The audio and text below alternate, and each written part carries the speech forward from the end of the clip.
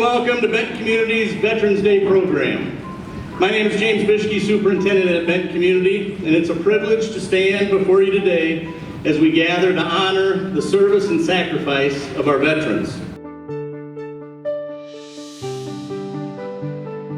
There's a special day in November that gives us a chance to remember that through our country's history, men and women have fought to keep us free. On foreign shores and foreign seas, our armed services fight for liberty.